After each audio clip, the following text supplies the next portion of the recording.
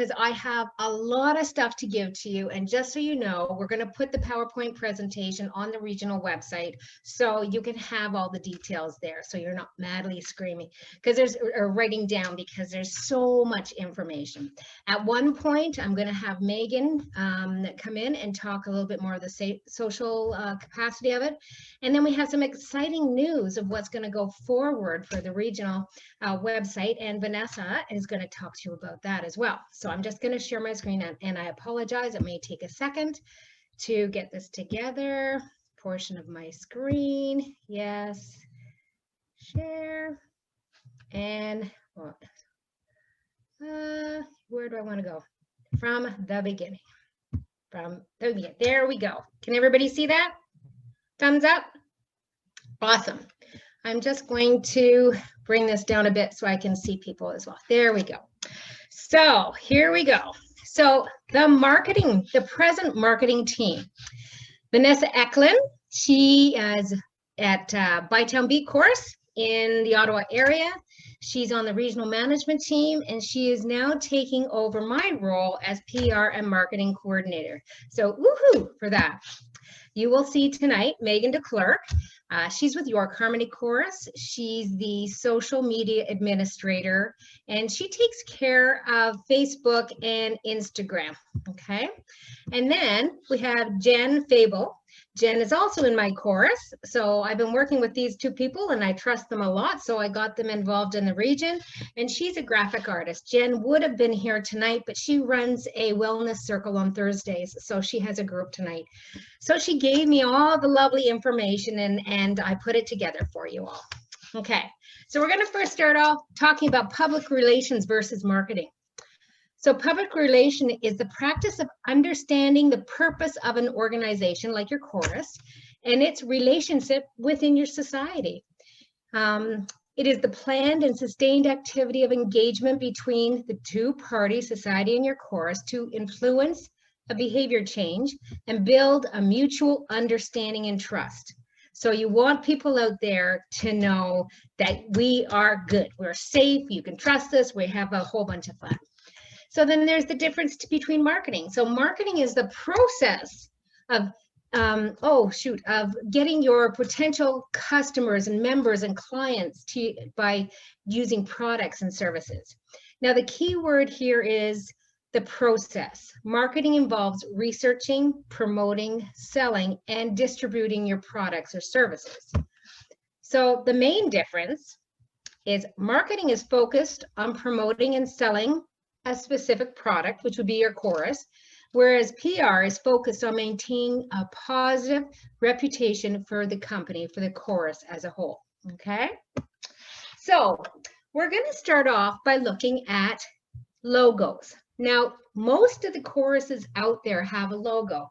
There are a couple of choruses that don't have a logo, and they use the Sweet Adeline one, which is fine. But you want to start getting your community to recognize your logo. So that's really important. I just put up here the Young Women in Harmony logo that we produced this year for the events that are coming up. And then, of course, on the bottom of each page, we'll have our regional logo.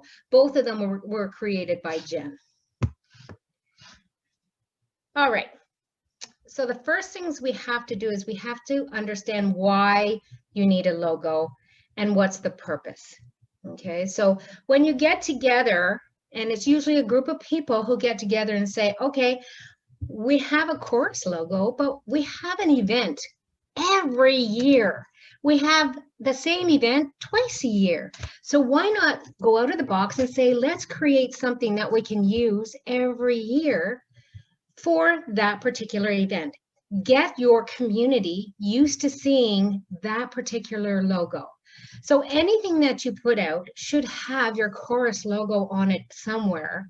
Or as well, you know, if it's an event or if it's a fundraiser, you know, all of that stuff, please make sure you do that. And you're going to see some samples of that later.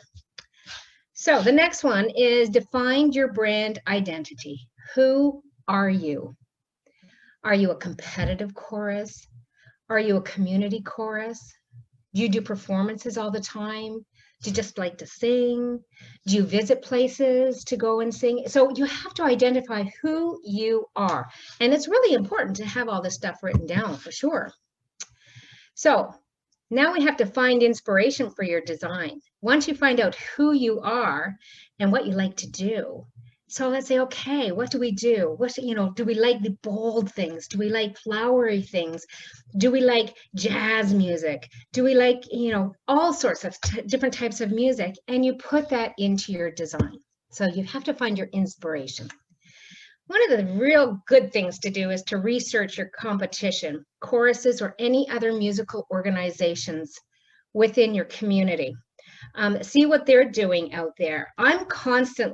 I always go on to Facebook and look at, Rich Tone, Spirit of Golf, Tampa, Scottsdale, North Metro, all the choruses out there. And choruses, Metro North Nashville is one I look at, West Coast Harmony in Canada. And I like to see what they're doing because it's fun. You like to get to see what everybody else is doing.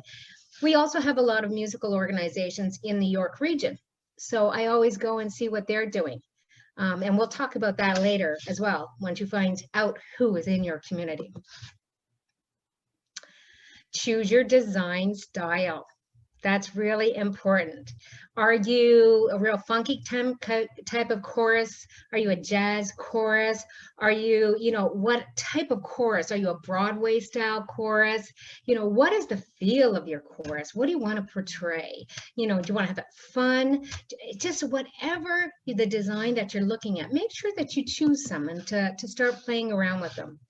Pay attention to your color, and we will talk about that as well in graphic design. Whether you want bolder colors, pastel colors, it's really important. And of course, some people match your costume, your color, like Canadian Showtime is red and white. They have red in their logo. So they've matched both of those to that. So that was really good.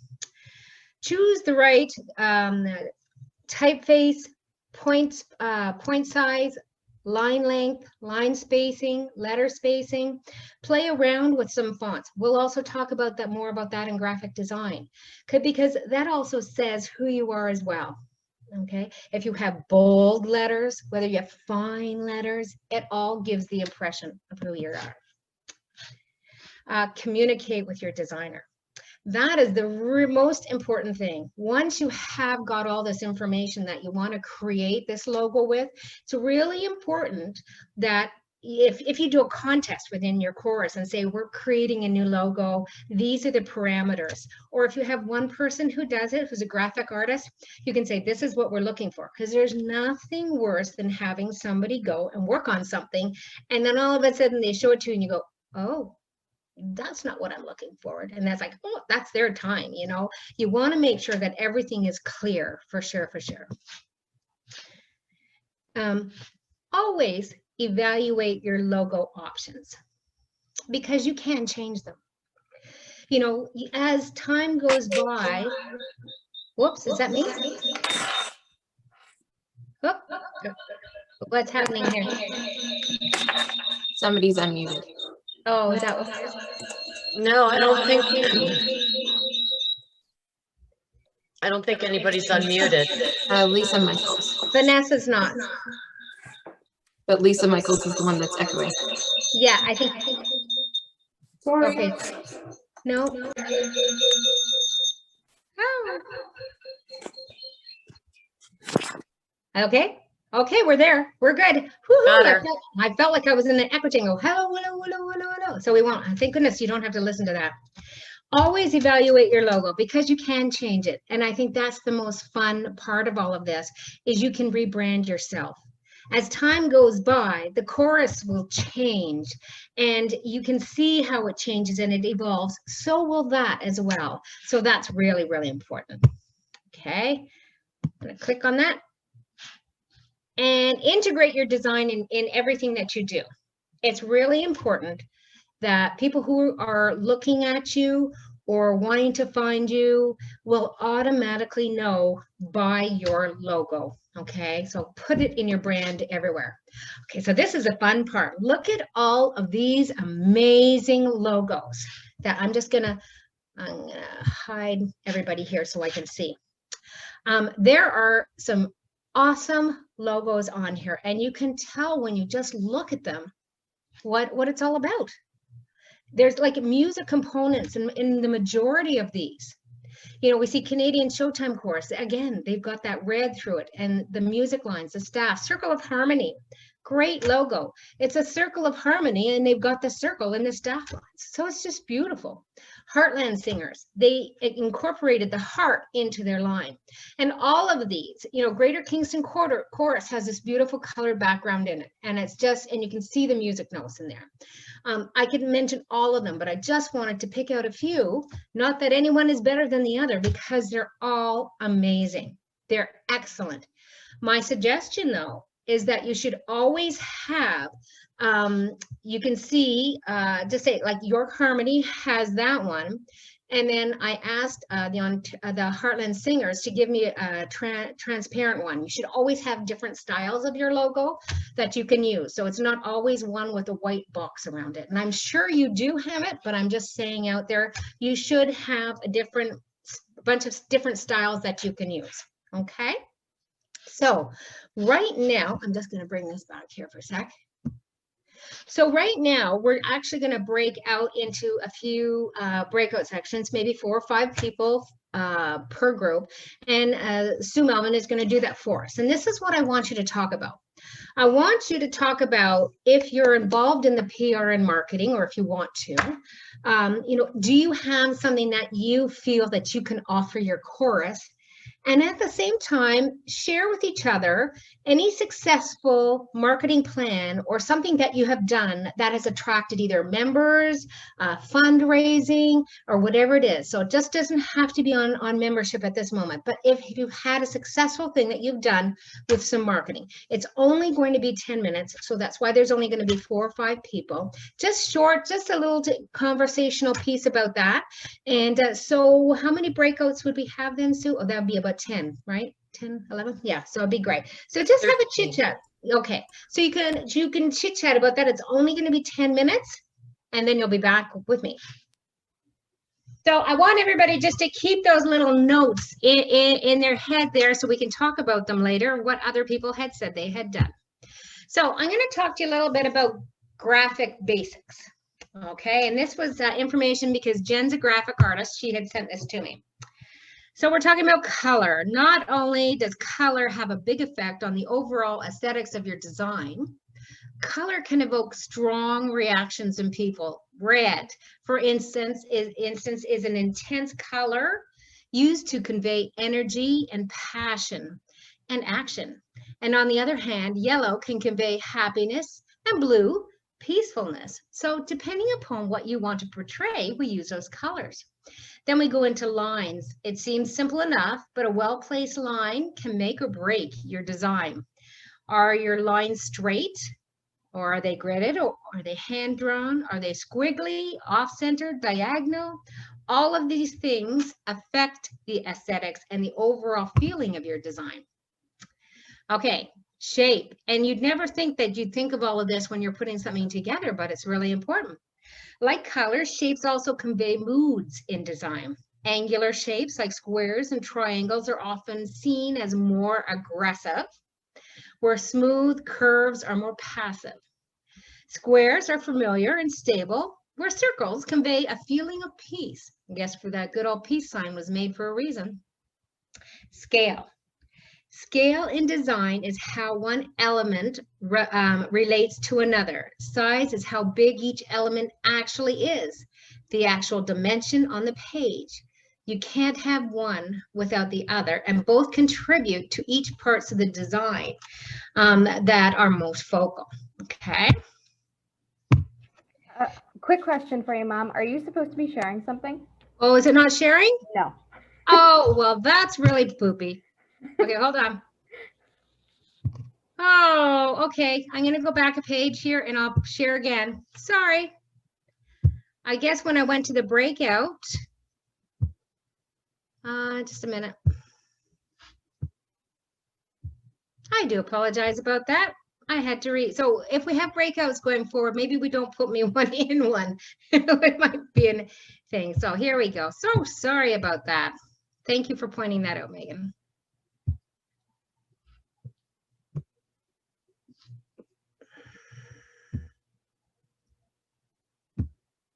Okay. This is what I just showed you. Can you see this? Okay.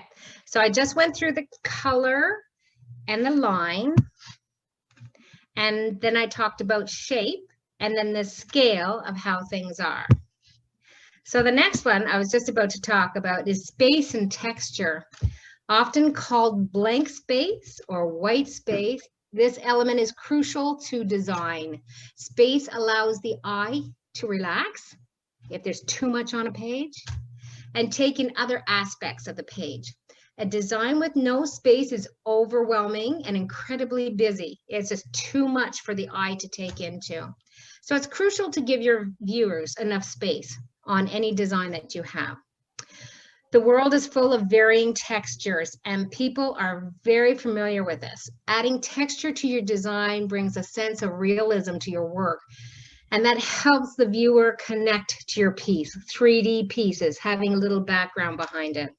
Okay, texture creates unique work and can bring your design to the next level. So, and then here we go, the value, otherwise known as lightness or darkness of a color. You may refer to value as a shade. Value can be a great tool to create focal points in design and make your visuals more cohesive. Lighter spectrum values can give a subdued feel where darker values can seem ominous. Pairing light and dark values in one design can create a striking contrast. And this I'm going to say a couple of times. A note about photos. Resolution is very important when you use a photo in a design. If you don't have a good resolution or a high resolution on a photo, they become fuzzy or pixelated and it looks unprofessional and it also confuses the eyes. So next one. So resources. Jen has been working with and doing our graphic designs for the region, and she uses these sites and they're all free, which is good. You can purchase them all, but it's really good to go to places. And there are a lot of sites that you can go and get free things to create things. So it's just a matter of Googling it, going on the website and finding them. So Canva is one she used. To create flyers, of course, PowerPoint and Adobe software are very important to you. Free fonts. Now, Jen has when I asked her, what type of font was that you use? She goes, well, it's this one, because she has hundreds of them. And one of the sites she uses, defont.com. Can I just say something on defont.com though? Sure. Just be careful with defont.com because they're all individual people that add things on there. Same with all these other websites. Yep. So you have to read the licensing really good for your chorus. Yeah. So even though it's free, you might still have to pay for it to use for your chorus. Yeah. So what's really important is no matter what is set up here, it's important for you to look to see if it fits your design. Okay. Stock photography, Pixabay, stock bulk pixels. Make sure that if you're going to use free photography, it's usually done for no monetary value. Okay. If you have a graphic artist in your organization or know somebody who can design something for a show that you're collecting money for, that's great. If not, there's a lot of sites that you can take free photography from. As long as there's no monetary, you're not getting any money for it. E-blasts and newsletters, of course, good old MailChimp. Chorus, I know the region does contact, and they do constant contact, they do that, but that again is probably a little different. Surveys, again, SurveyMonkey. And again, we're going to reiterate this. Resolution is very important with using photos in your designs. We're going to look at a couple of flyers and they're just so good, nice and clear pictures because the resolution is really, really high. Okay. Okay, so tips on creating effective flyers. This was one that we did for Sue Melvin, and it was a wonderful day. Whoops. So always have a catchy headline or title. We all know that. Relight the spark. Jumpstart your motivation. Catchy, catchy, catchy. Use colorful and striking graphics. Things that make the eye go, oh, that looks great. We can't wait to do that. Limit your font choices to 2 or 3 choices. You don't want to have so many fonts that the eyes, it's all about the eyes, that if there's too many, it's really hard to see anything. I think if somebody could mute themselves, that would be great. Photos, again, use high resolution, no blurry or jagged photos. Incorporate your logo in your design. Always do that as much as possible as you can. It's really important. Keep it going, that it's your logo. It's all about your logo. Focus on the benefits of your product or service. Keep your content brief. You don't need to write chapters and chapters. Communicate to your target market in their language. So we'll see one that we did together for Young Women in Harmony. So you kind of look at the language of that age group compared to something else. Use compelling testimonials, or case studies. Always, it's a human interest. People like to hear and see that. Organize your pages with boxes or borders and areas of contrasting colors, which is great. Make your points easily identifiable, especially for just flyers or promos. And especially if we're going to see some promos that you can put on, that people have put on Facebook. Always have a call to action. What do they do next? Do they email? Do they call? Do you register? Always have a call to action. And include your contact information. Website, Facebook, Instagram, whatever it is, always have a contact information there. Because if somebody looks at it and says, oh, that looks fun, but there is no contact or nothing there, we've lost out on a point. All right. Promo. Uh-oh, here we go.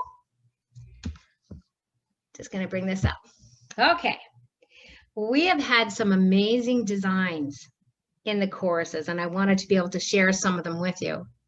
Circle of Harmony has done an amazing job where they use this design for a lot of things they do. So their community is now seeing this design, and it's repetitious and it's in everybody's face, and they can see it on a regular basis. Okay, they have a great, come sing with us, bang, right out there. It's got a few points in here. It has the date. It has your times, has an RSP. There's a call to action here. If you want more information, go to their website. And then a little thing about Zooms. So there's everything there is perfect to read. Okay, Canadian Showtime does a great job with this. This is like wait and see. It's coming. New year, new hobby, new members program. This was a teaser. This is a teaser, okay? They could have put a call to action or maybe their website or something on there, but this was on Facebook, so they have their Facebook followers. But if somebody shared that with somebody else, we want to make sure that people can understand where it's coming from. Another one, Canadian Showtime. This was great. Look at the faces. Look at the faces. I think it's so important here. Look at that. That is sheer joy. Again, save the date. They're going to give you more information. It's a spring show. There's the date, and there's a website to get their ticket. So there's your call to action right there. It's an awesome piece. Let me bring up it up. This was one that Eastside. Now, I went and stole a lot of these from your Facebook pages or your website. So there you go. Eastside did a great one here. Come sing with us. Their logo, they're saying it's an open house and it's virtual. And their graphics says it's virtual. So it's perfect. They have the date. They have a call to action, register or email. Awesome. Everything that's there for them. And look at their faces. Bytown Beat, Blue Monday, perfect. Look at what they did. Everything is all in blue there. Sing those blues away. New member night, Bytown Beat. I know this was on their Facebook. It was probably on a Tuesday or Monday, but I would have liked to seen a date on there or even their website, because we're just assuming everybody goes to and doesn't share. We're thinking that this is their people. This is the regular people that see this all the time on their Facebook. But we just need to make sure that we have all of them captured. Oh, the Heartland Singers. This was really cool. I found this. They did a bottle drive to support the Distress Center of Halton, and they have the Distress Center logo on there. They have the date. Message me for details, for more information about this. But it was like, who do you message? Message me for details. So we just want to make sure that we remember all these little details. When we look at these things, just say, okay, I'm looking at this. This is great. Message me for details. And maybe that's through Facebook and you message through Facebook, but let's make it a little bit easier for somebody to be able to see. Bytown Beat, virtual open house. There it is. It says a virtual open house. Come visit the Bay of Quinte Chorus on this date.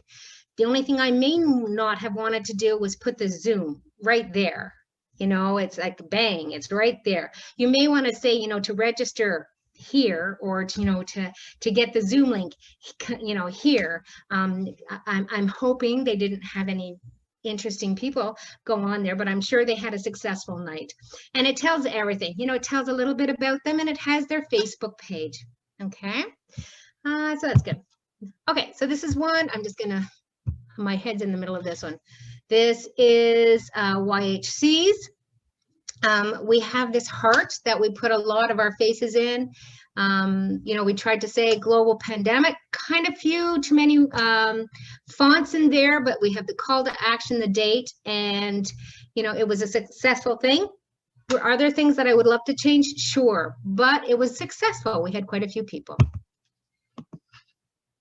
Regional ones, here we go. This was, this is going to happen again in the fall. We created this one last year, a creative outlet. You know, we wanted to make sure we had some diversity pictures and all sorts of things in there. And I know this is small in here, but when we had it out there, it has the name of the chorus, and yeah, I know it's hard to see, and then it has the location of where they are. And whoever saw this could click on, I wish I did it bigger, say Greater Kingston. It would take them directly to Greater Kingston Chorus's website. So this was a general one for the region to share, and everybody was sharing it, which is really good. So if somebody in, you know, Ottawa was looking for a chorus, they would click on Canadian Showtime because it says Ottawa underneath it, and bang, it went right to their website. This is our upcoming Young Women in Harmony one with our Young Women in Harmony logo, very colorful. So we did that. This was the announcement of our new regional membership that we all posted. And of course, you've all seen the Wake Up vocal warm-ups. Nice and nice there, and we just add on Facebook because it was mainly built for Facebook. And in the upper part, we will say who it is, but it's just more like a banner style. It's another one we did for Young Women in Harmony, Ignite the Passion. It was just a banner. It's just a banner. Didn't have to, it wasn't announcing anything. It was just part of everything else that we were going to say underneath it. And then, of course, we had lovely Jen Cook there, beyond, you know, 2020 Vision Beyond. It was just talking about membership. Okay, so as I said before, I like to research different choruses. This is West Coast Harmony, out West Canadian.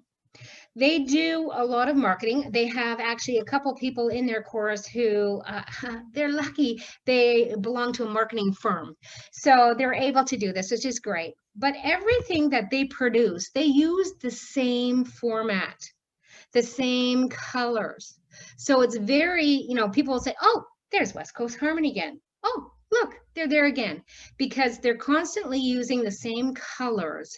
And whenever they put stuff up, very similar. It's Wednesday, come out and see us, come join us. And every once in a while they switch it up. You know, they have a lot of diversity, you know, they have a lot of great photos in there. And I think it's really good for everybody to do. I'm just going to stop this for a sec. Stop share. Did it stop? Did it stop? Thumbs No. up. There we go. Okay. Does anybody have any questions about those flyers or promotional pieces? Because some of them are flyers and some are that are put on Facebook. We're going to go and talk about social media very shortly. So I'm sure you're going to have any questions. Does anybody have any questions about those? I just had one little comment. I know one thing I always get confused about is when, you have a PDF of a flyer, so you put the link in it for registration or for Zoom, and that's fine because it's clickable. But we can't post PDFs on social media. So a lot of times people put the Zoom link in the JPEG or the PNG file, and it's just very frustrating for the average user because they're trying to click on a JPEG link that they can't click on. So it's just kind of, I think over the years, I've kind of learned, don't put the link in the JPEG. Exactly. Because it just makes people crazy. They're clicking and it's not doing anything. Yeah, and I know. instead put the link in the description of the event or whatever. I can Yeah. actually speak a little bit to that too, because when I get the regional flyers, as you all know, the PDF has the link. So what I do is I take the JPEG, I bring it into Photoshop and literally cover it with whatever color. So it takes away the click here to register button. And then you can convert it into a JPEG file. And so if your marketing person doesn't have time to do it, it's a relatively simple thing. You can even do that in like non-Photoshop programs as well. So depending on the color of background, but yes, very good. Right. So you mean if to save your marketing person the trouble of having to develop a PDF version and another version. Yeah. Yeah, that's a great idea. Yeah. Yeah. Anybody else? What about graphics, the message right in whatever you send it out? So if it's an email instead of attachment, if it's Facebook, it's one place. Yes. Yeah. You can Is do that that as well. doable? Yeah. Yeah, that's doable. And Very doable. Teresa from YHC has a question. Teresa from Wade. So in my other Facebook groups that I administer, when I get PDFs of a graphic, one of the things, I don't know, I don't do anything fancy. I just take a quick screenshot of it, crop it down, and then it becomes a photo. It becomes a JPEG. Does that help too? Yeah, you can do it that way. Yeah, Just make sure you watch the resolution. That's the Yeah. only thing. That's the only thing. So, I mean, most, when you open up a PDF file, usually you can export it to a JPEG and you would still maintain that quality of image. So yes, it may be faster to screen grab it, but I don't know if it would be the best quality product you're looking for. They do seem to come out okay. I just do a quick screenshot and then just crop it all down and but anyhow, that works for me too. Perfect. Perfect. If Okay. it works for you, great. Yeah. Anybody else? Okay, I'll go back to sharing my screen then, so we can get Megan on here.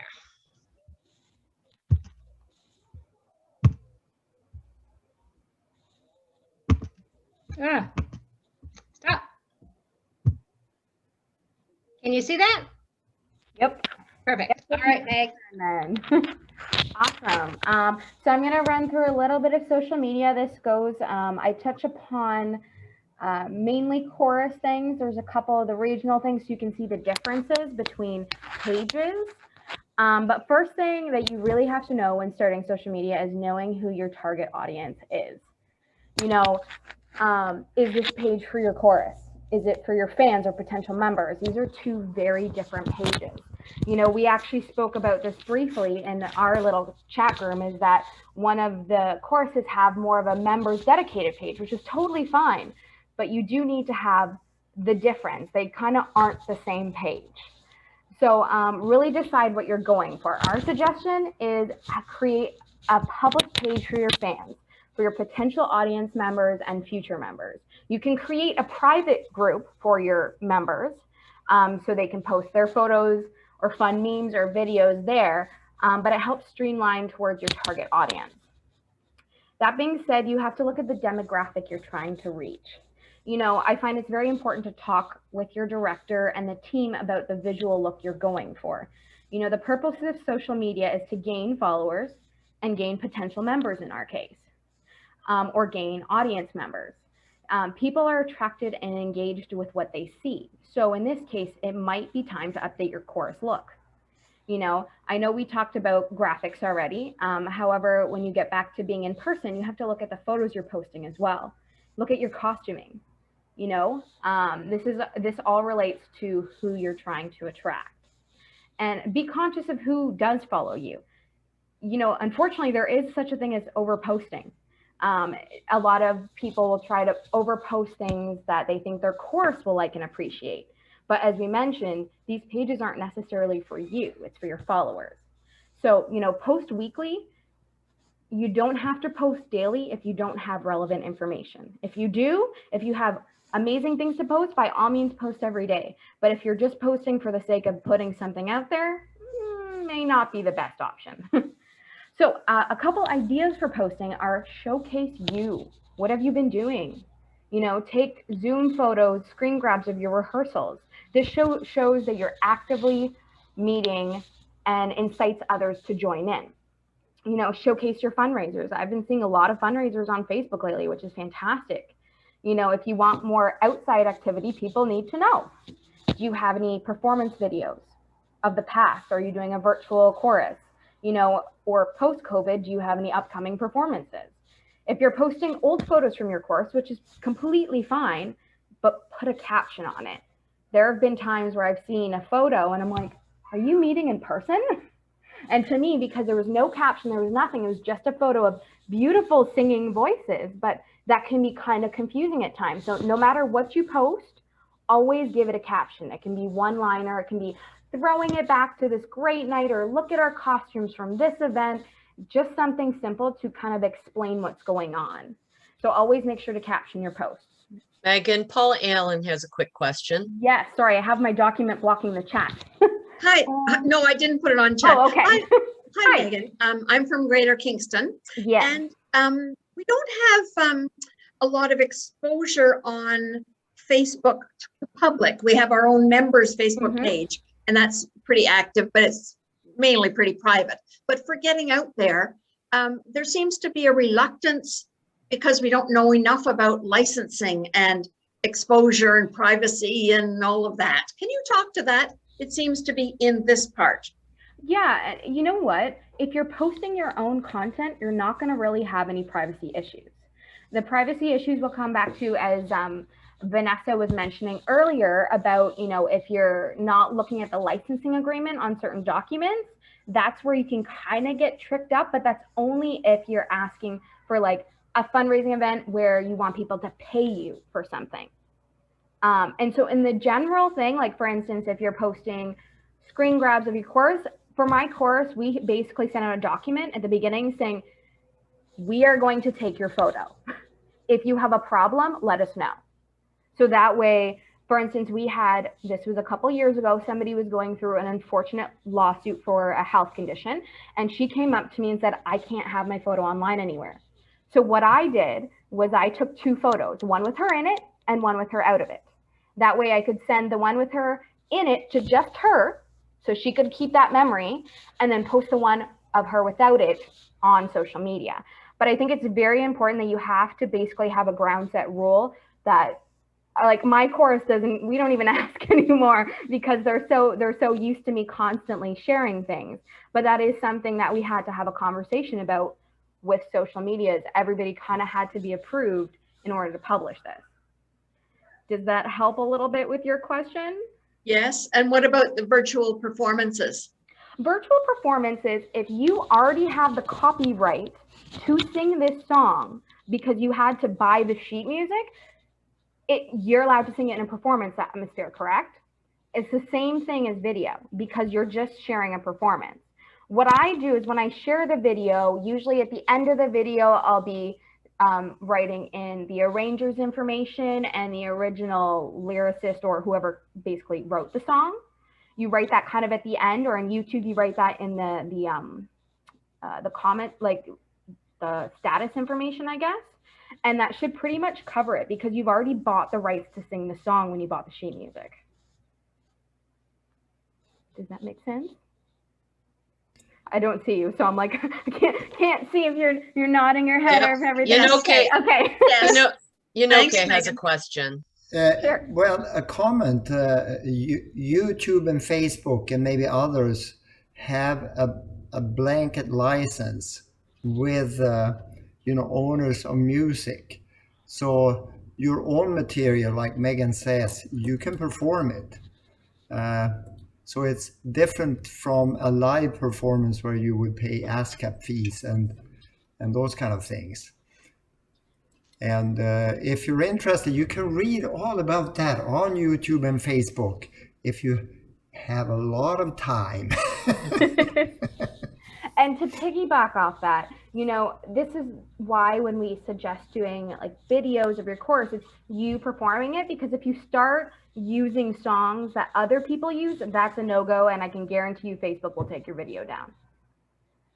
Or it'll get flagged on YouTube. So if you're using somebody else's recording that's not your own, basically the original song, or like, let's say a song written by Maroon 5 or Celine Dion or something like that, if you post a video with that in the background, most of the time Facebook or YouTube will flag it and they'll actually mute the music because it's not your song. You don't have the rights to perform that. So if it's you performing it, you should not have any problem. And Megan, we had that example. We had somebody come in and do warm-ups and they played somebody else's music, and we did a Zoom recording and we could not post that. Yeah. So it's true. YouTube and Facebook at least really keep an eye on things. Definitely. Yeah. Any other questions before I continue on? No? Okay. Okay, so where did I finish? Oh, okay. So going back to posting ideas, try to take a photo at every single event you perform or attend. This goes for Zoom world, but especially goes for post-COVID life.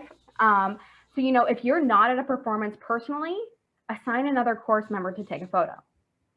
At performances, give your family and friends your phone to take photos. That way you're guaranteed a few photos. During a coaching session, when another part is singing, take an action shot of the course working with the coach. I'm a tenor. We always sing last. So I can take a lot of photos of what all the other parts are doing while still listening and engaging to the coaching session. But action shots are just as effective as group photos. We have actually a private photo share Facebook group. All of our members are in it. So at any shows, if any members take selfies with other course members or their families take photos, at the end of the event, I go on, I say, okay, if anybody has a photo of this event, please post it. So now I have 10 times the amount of photos to choose from, and it's not all coming from me. It's different vantage points from the chorus. So I found that was extremely helpful in making sure all the bases are covered. And the last point for posting is tagging your locations and organizations you perform for or with. They will share your post. Use hashtags on Instagram and Twitter, like, hashtag acapella, hashtag singing, hashtag women, hashtag Sweet Adelines. There are so many options out there. And we've received members from YouTube and Instagram through our geo tags. So they were looking at a venue for some event that was happening, and they came across a video of us performing because we tagged that location, or we tag, our mayor or the city that we're in or the venue. And it gives you more options of getting out there because other people will look at those and say, oh, what's that? Click. So you never know what you're missing out on.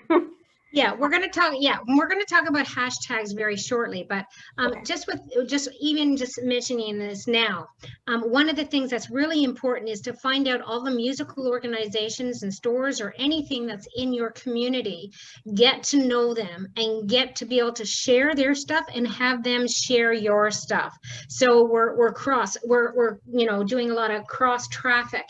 So it's really important because we have the York Symphony Orchestra. So now, we tag them, they tag us.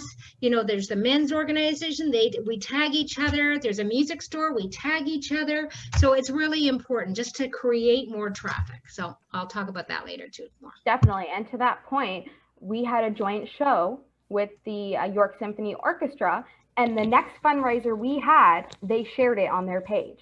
So now we're not only getting our regular audience, we're getting their audience. And so, you know, if you ever have a joint show or performance or go to a music festival with anybody, make connections with these people online, because I can guarantee you, you scratch their back, they're going to scratch yours right back. Can you click to the next slide, please?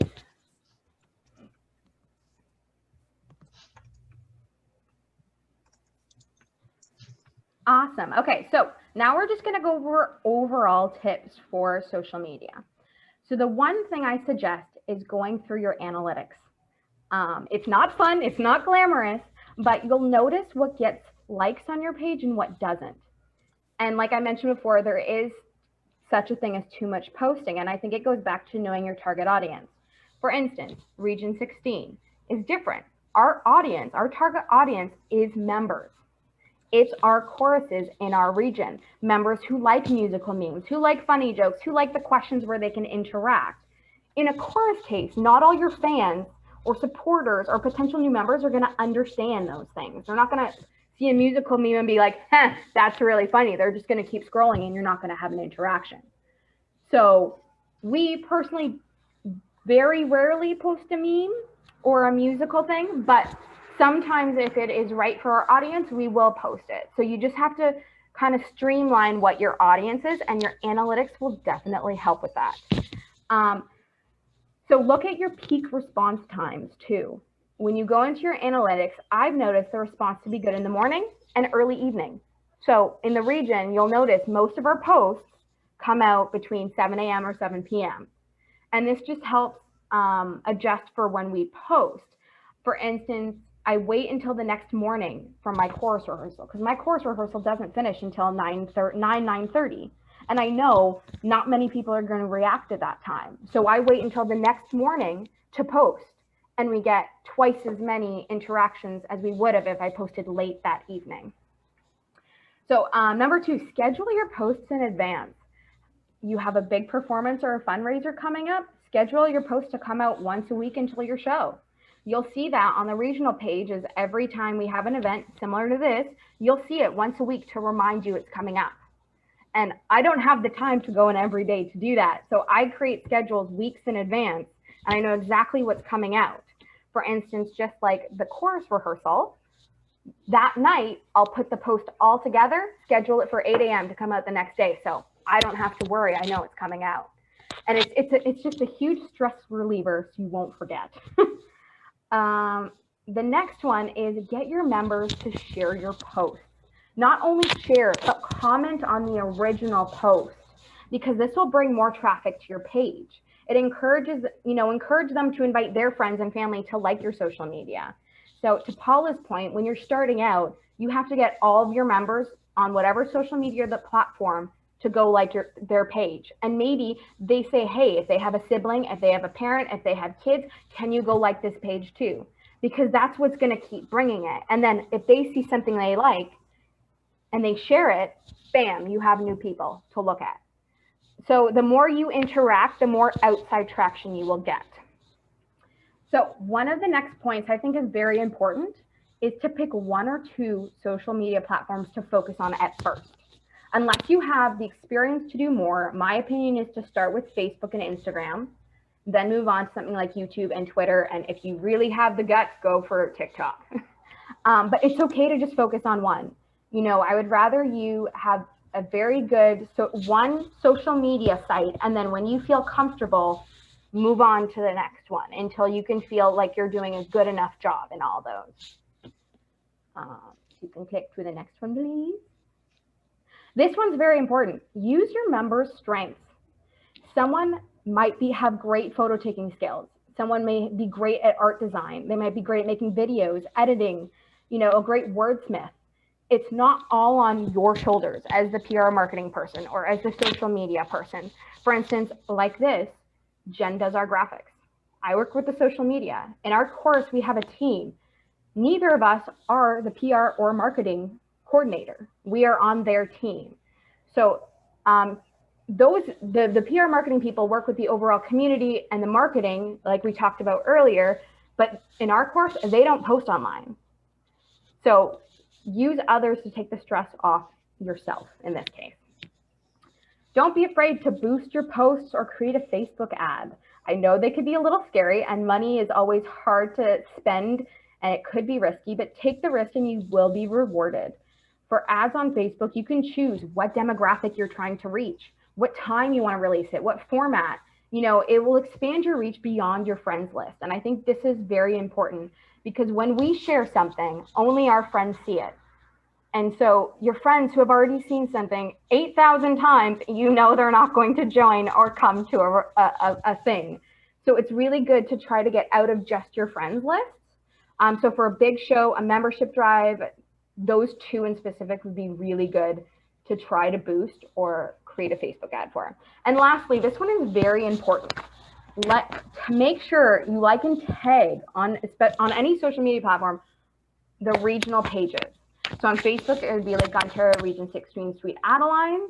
On Instagram, I believe it's at SA Region 16. Same goes for Twitter, because we will share your posts and extend your reach further, especially when it's something special. So you have a feature, a performance video, fundraisers, upcoming shows. We want you to succeed.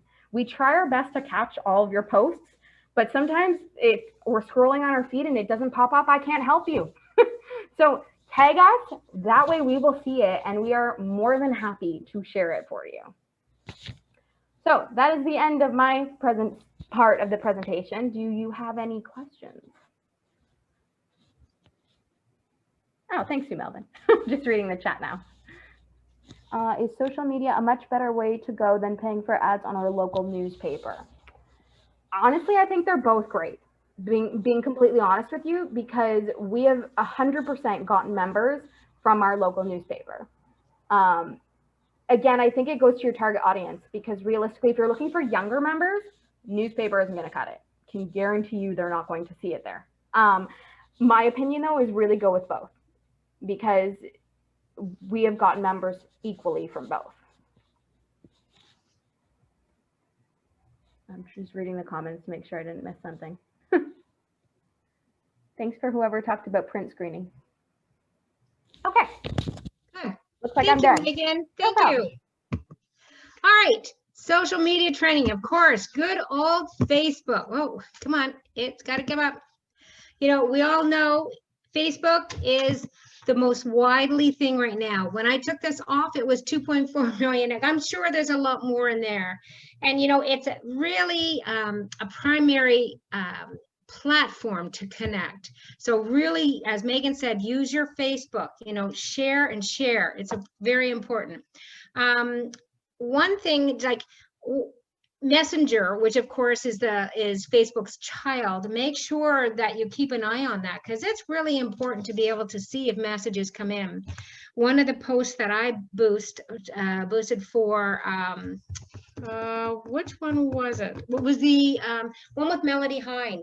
And we boosted that for a while, and we had a message on the Facebook regional page, and it was somebody from another, it was down in the States looking for somebody to come into their class and teach barbershop or talk about barbershop singing.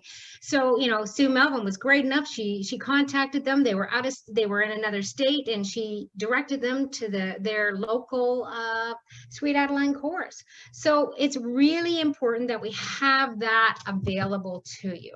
Okay. Can I also mention a point about the Facebook chat messenger? Sure. Is that on your Facebook page, if you get a message and you reply right away, you will actually be given a green notification that says replies very quickly. If you reply enough, that's a very good sign on social media, because it means you're engaging. If you don't, it just says we'll reply whenever. So if you can get to it faster than later, it's a good thing, because they can see that you're quick at engaging. Awesome. YouTube, we all know about YouTube. Many of you are using it now.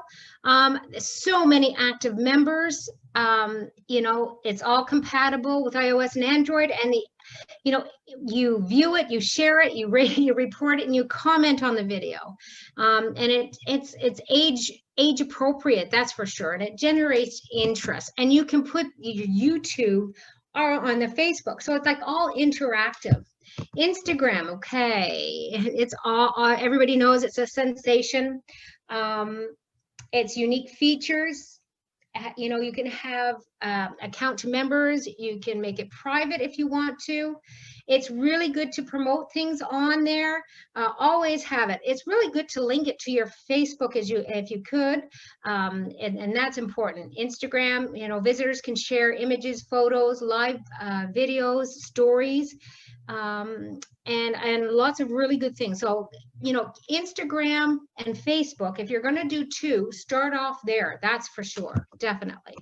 Then, of course, here we go. TikTok. Come on, baby. Okay. Now that's the latest thing. People are starting to use it. You can record a 60-second commercial, basically, or a video there. You can add music. You can sing on it. You can dance on it. It promotes a business online by sharing small advertisements. You can put filters on it. I'm going to, hopefully this share will come up. So here's a good one. Here we go. Okay, so this is the Barbershop Harmony. Now we've been starting to look at this too for the region, but I noticed this came up as well. So when you click on this,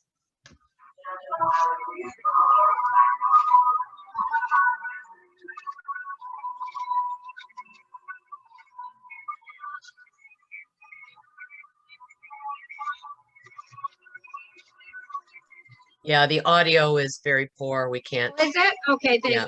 Okay, sorry about that. So the audio is okay. So if you look on the side, look at all the hashtags. Oops, sorry, all the hashtags. They've got hashtag barbershop, hashtag singing, harmony, theater, Broadway, quartet, singing, barbershop. So when you do something on TikTok, you again use the hashtags that are there. I'm sorry that that didn't come out as well as it should. I thought it might, but there you go. Of course, we have Twitter. Now, Twitter is real-time microblogging website, and it's on, again, social network, which is fine. But we also find that Twitter does a lot of news items. So if there's something that you want to say, you know, you had a show and all these people came out and so forth, it's not an ideal advertisement. It's more of a news, and it's entertainment. It's telling them about what you have done. Okay.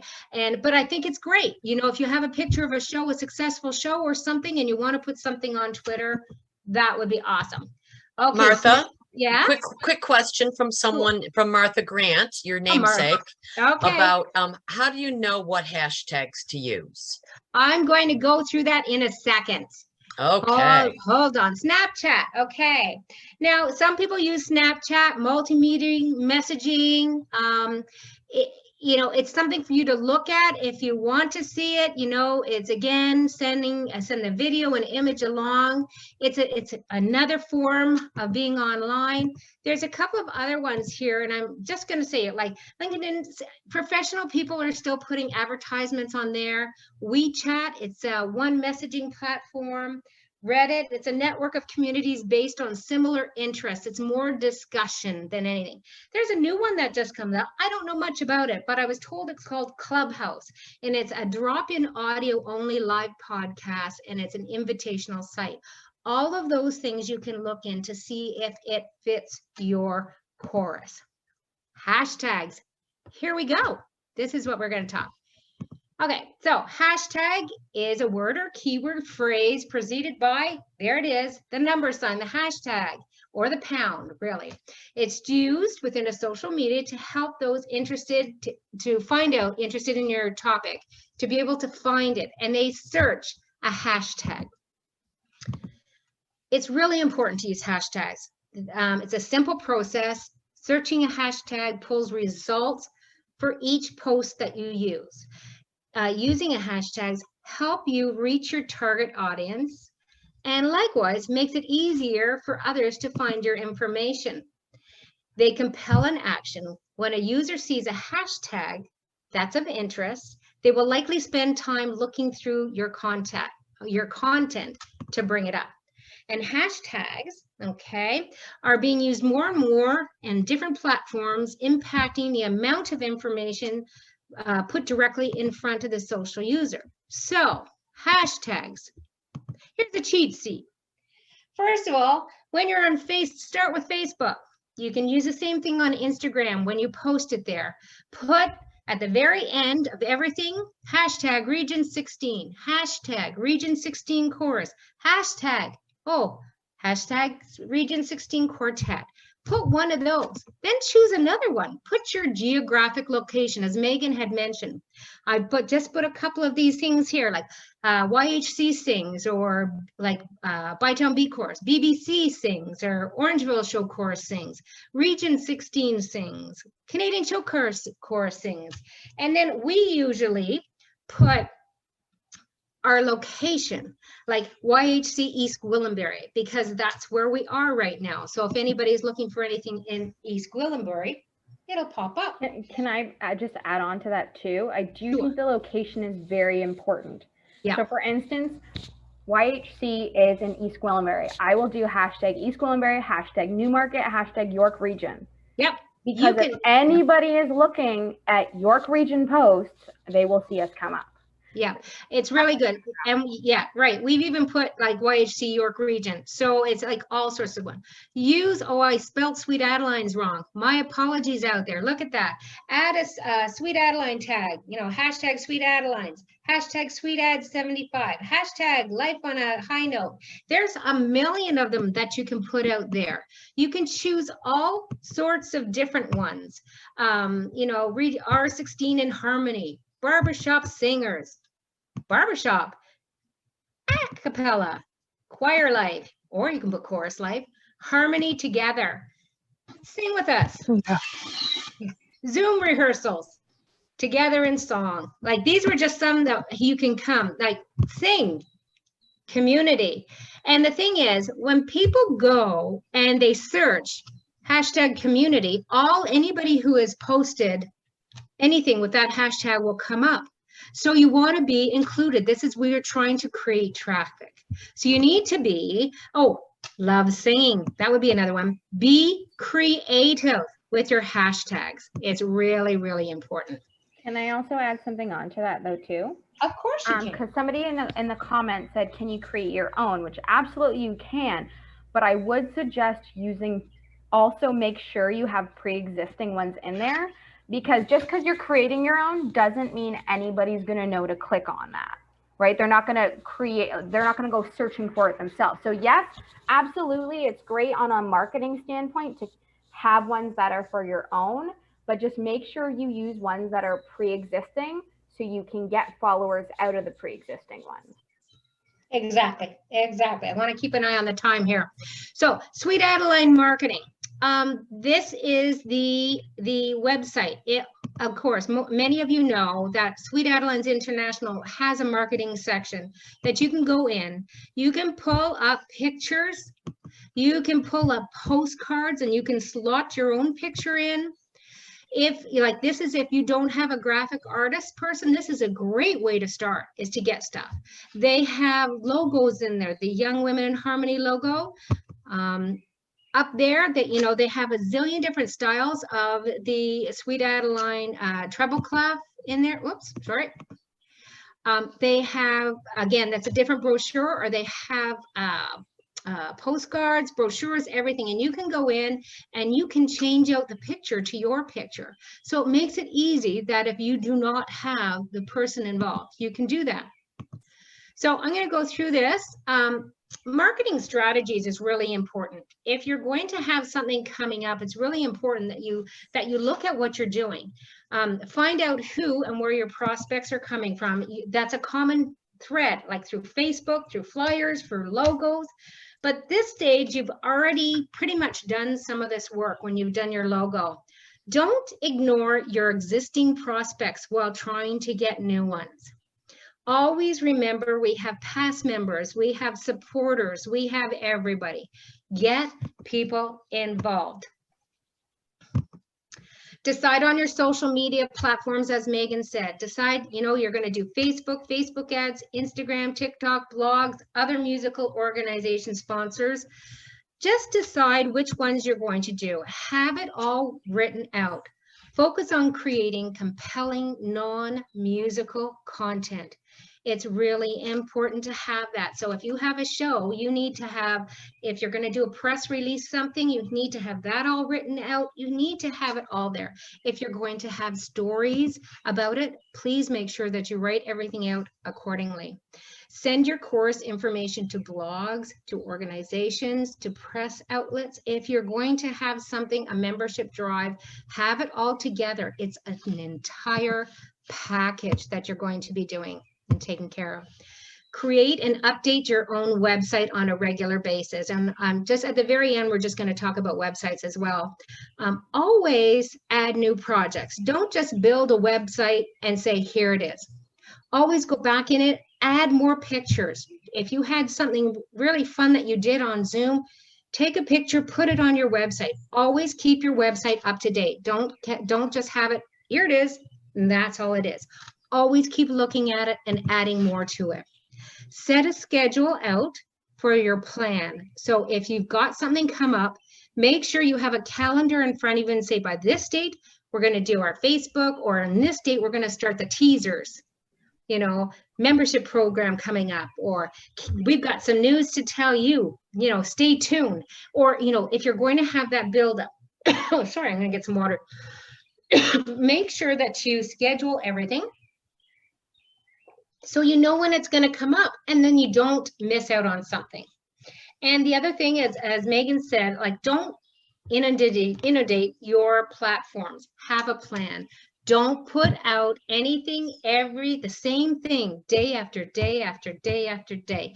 Change it up, use the same format, use the same colors, just have fun with it for sure. And keep analyzing what is working and what is not. If you go through a big membership program, or you go through something, like you said, find out where people have come from, where they've come from, what social media did they see you from. Analyze everything. Go into your analyticals. So if you put something in one day, find out if it's really good, because I know for us on the regional page, we'll look at things, and if something bombs, if we put something out there and it's bombing, then we know we're not going to put that again. So it's really important to do that. And learn from everything you do. I think it's really important. We all learn. It'll only get better the more that you do it. Now, at this point, we're going to let Vanessa Eklund tell you about something that's really exciting that we're going to be doing on the regional website. Okay, thanks. So with all this information that we've given you, you're probably starting to freak out and say, hey, I need this PowerPoint. I need to go from here. I need to implement all this, but do not worry. The regional management team, we've decided through marketing, we're going to put all of our information that we have on the regional website. And we are also going to have it available for you at the time that you need it. So we're going to have an infographic with the picture of the social media apps. So that way you'll know what it is instead of having to go search through this PowerPoint.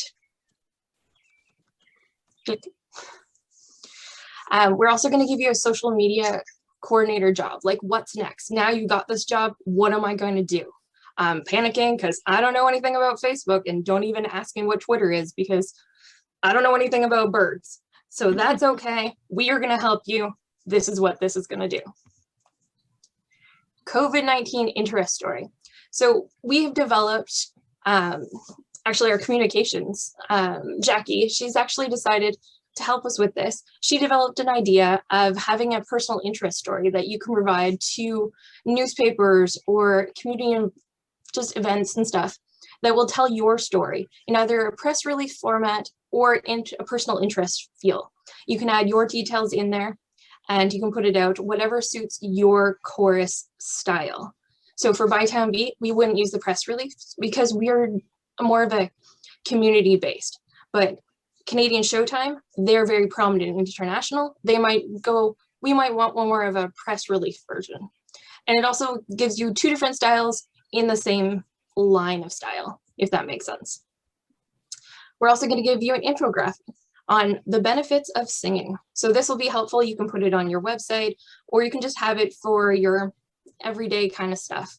It's really good to promote singing and the benefits it has to people and mental health. a sample flyer, because creating flyers is really hard. And if you're not prepared for it, we need to give you something to elevate you to be comfortable putting out professional looking flyers. Sample graphics for social media. So you might know that social media is a little different than putting out a flyer from door to door. Personally, we do a lot of boxing stuff, squares, on our By Town Beat page, because it's easier to transform from Facebook over to Instagram, because it's all the same style, because it's all news feeds. So we're going to give you a sample graphic of that as well. And we're going to teach you between PPI and DPI. PPI is for your graphics online, and DPI is for when you're going to print. Also good things to know if you're going to be printing a newsletter or if you're going to be just putting it online. Canadian and US flags. It's really hard to find a really good flag, which I actually had to create these ones. So it's really good and they're really high quality, so you can use them in your things.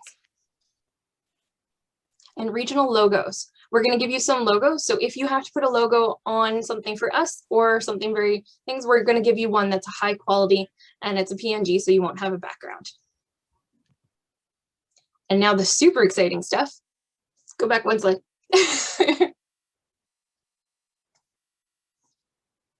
Going back. Okay, she's gonna do it and she's like really techy, so it'll be a couple seconds. So the really cool thing that I'm super excited for is that little byline at the bottom, the Facebook marketing group. So all of this stuff is gonna be available through a peer-to-peer share. So if you need help and you want us, so this is our cool thing, you're on Facebook, because I'm pretty sure you are, this is newly created. There's only 2 members, me and Sue. It's super exciting. It's like Val knows me. So everybody come and join this.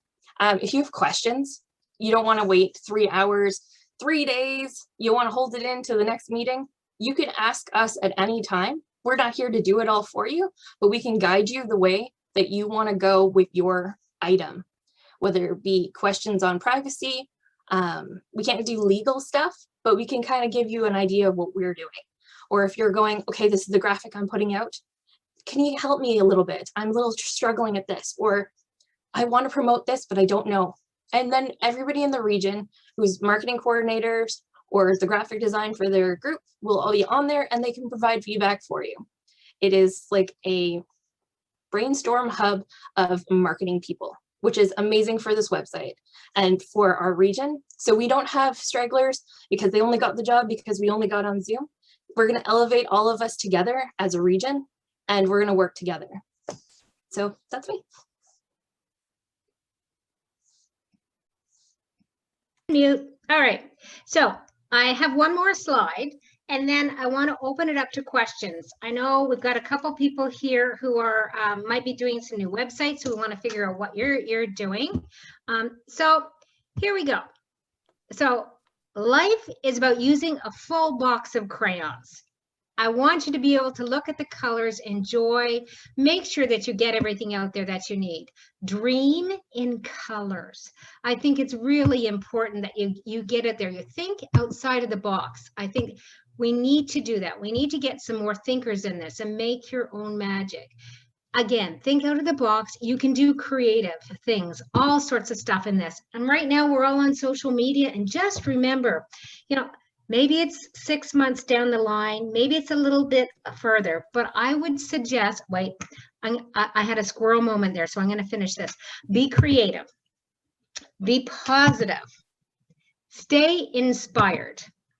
So we know that we're going to be coming out of this, and it's going to be wonderful that we're all going to be able to start getting out and doing that. So I would suggest you start looking at your teams now. Start getting there and say, okay, we are going to be coming together. We are going to be able to sing someday. So let's use now the time to start planning, saying once we're able to do this, and they say, okay, yes, you can sing. Yes, you can do that. And you know, at least in Ontario, you know, they've got a plan. We'll see how far that plan gets right now, but it's going to be growing. And they're starting to say, you know, it could be outdoor. You never know. It could be outdoor in September for little groups of people and whatever. But we're going to need to start now to start planning. So there's going to be a reopening. Your chorus is going to have a reopening, and I think you need to plan for that. Start getting creative. Don't wait until they say you can go. Start the planning process now. Start thinking of, okay, we're going to be able to sing. What can we do? Where can we go? You know, what are all the stores out there? Who is our sponsors? Who can we get involved in this? This is going to be a celebration, and it is a reopening. And I think you need to be able to do that and get going on that. Okay. Now, if anybody has any questions, just let us know. But we did have a person in my group who has to, they have to get a new website. I know some of us are using Choir Genius, which was the old group announcer. Is it the Harmonizer? There was that one. Is anybody else using another platform for a website? Yeah. Harmony site? Harmony site? Yeah. Yeah. Oh, you said a harmonizer. I didn't know if that was the same Oh thing. yeah, it's probably that one too, because I use Choir Genius. So. Oh, got it. Yanaki? I don't know what it's called, but it's from Australia. Yeah, that's probably Harmony site. That's Okay. Harmony site. Can we Because- go? Can we go there to get it? Sure, absolutely. And we also have Choir Genius, which is, it still works, has a lot of functions, but an older Right. platform. Okay. Anybody else have anything different that they can share?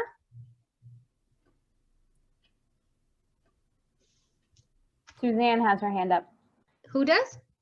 I just have I have a question. Oh, you have a question. Okay. Are we ready for questions? Yes, we're ready for questions. I'm just curious. I'm not in the marketing team. We have a pretty good team at our chorus, but they're not, no offense to anybody that's fighting the gray right now, but they're a bit younger.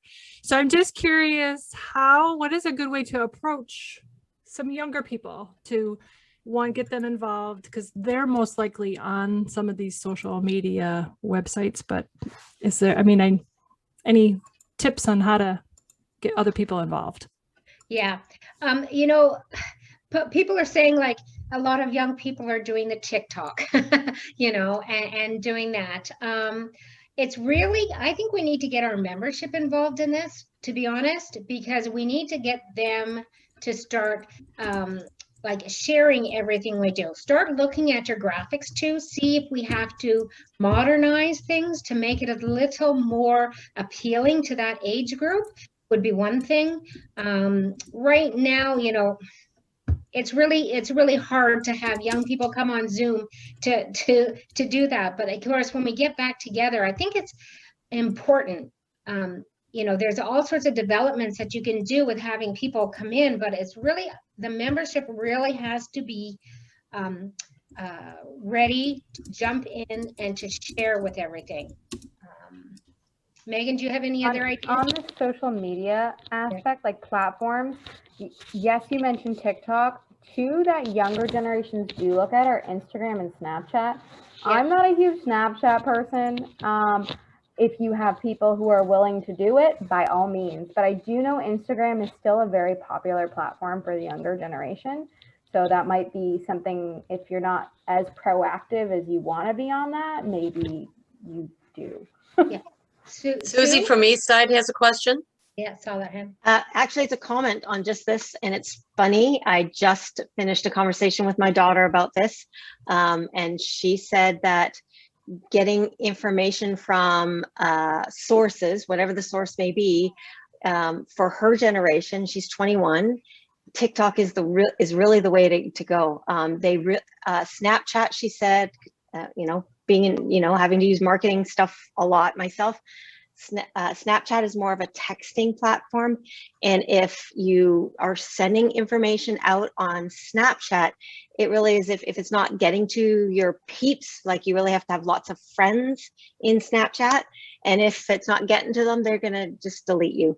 But in TikTok, if you send out things that are engaging and informative, that's the way to get them involved or excited about your following you. So that was her little 21-year-old advice. Suzanne, also my suggestion is you have some young people in that chorus of yours, and I think I would really say to them, and I know who they are, you know, what ideas would you come up to attract young people? Yeah, and I was more of a comment to say that about other courses who may not, you know, be reaching out to those younger people. Yeah. That's good. Perfect. Sue? Yeah. Sue again? So on that topic again, the Young Women in Harmony presenter that was on, I forget when, Suzanne, when you did. Yep. So I really, it resonated how she talked about being authentic to who you are as a group. And how if that resonates with whatever age group it is you're targeting at the time for whatever marketing purposes, they're going to actually get excited about what you do and the quality of what you present. So even if you are specifically targeting that demographic, you still have to be true to yourself, because that's going to shine through. That's just something I've seen in my little tidbit. Awesome. Does anybody have any questions for us? And just a reminder, Sue has posted the link to a quick survey in the chat group. So feel free to do that. It takes 2 minutes. Cool. Has anybody had a very successful session that they just did on Facebook or social media of some event that they've done and that you've had great results?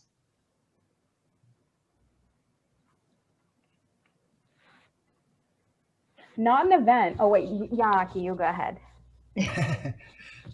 We have Zoom members, and honestly, I don't know like much about this. I'm here to learn, but somebody knows something. So it's been just through, I don't even know what we used, but we got people wanting to join both choruses that I'm with.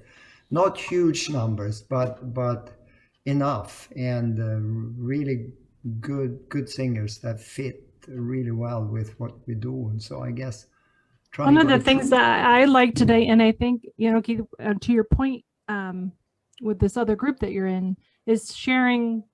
Megan, I think you shared recently Sing Canada's information, or like sharing other people's events onto our website, because it's going to draw, right? That's really important. Yeah. It's really important to develop that relationship with other groups out there.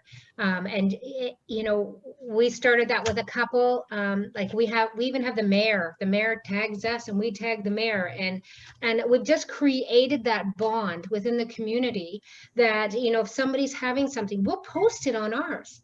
Like, you know, there was a whole bunch of stuff, support Main Street, Newmarket. So we posted it, you know, and I'm sure you all do some of that. But if you support your community, they're going to support you back. So just make sure that you don't forget that little component of it as well. And I think it's also important to remember, for instance, there's been the InstaChoir, Jordan Travis videos that have come out. And I've noticed there's been a lot of Sweet Adelines in those videos. And so I know I share them to the regional page, but if somebody in your chorus is singing in there, that might be something great to cross post as well. And I know, for instance, that was when Jordan Travis reached out and said, hey, do you mind sharing this? And I'm like, no problem, because now we have this good rapport. So it's simple things like that. Or for instance, I saw this fantastic post on Sweet Adelines the other day, the Facebook page. I cannot remember the chorus for the life of me, but they just had 3 people graduate from medical degrees and nurses. Yeah. So it's not just about singing, right? It's about accomplishments. You know, do you have somebody who just graduated from a program? Do you have somebody that just won a contest? You know, these are things that people like to see, that it's not just your chorus singing. So that's important. And Lindy had said in the chat, it seems to me that TikTok only takes 60-second posts. Yes, you're correct. Maybe it would be a place for tags. Yeah, and I'm so sorry you couldn't hear that video as well as it was, but it's a great thing. Have the, you know, if you have a tag that you've recorded, definitely, and then you can put your name on it. You can put your website, you can do whatever, just 60 seconds. That's all it needs is 60 seconds. And it's good to do. And I know in Canadian Showtime, is it Nikki that has, she did a TikTok thing after something that she was doing with Aaron. And it was great. They put it on their Facebook page and it was wonderful. It was awesome. You know, it was a great representation and she had fun doing it. So it's just one of those things, have fun with it. Just enjoy it. Enjoy it.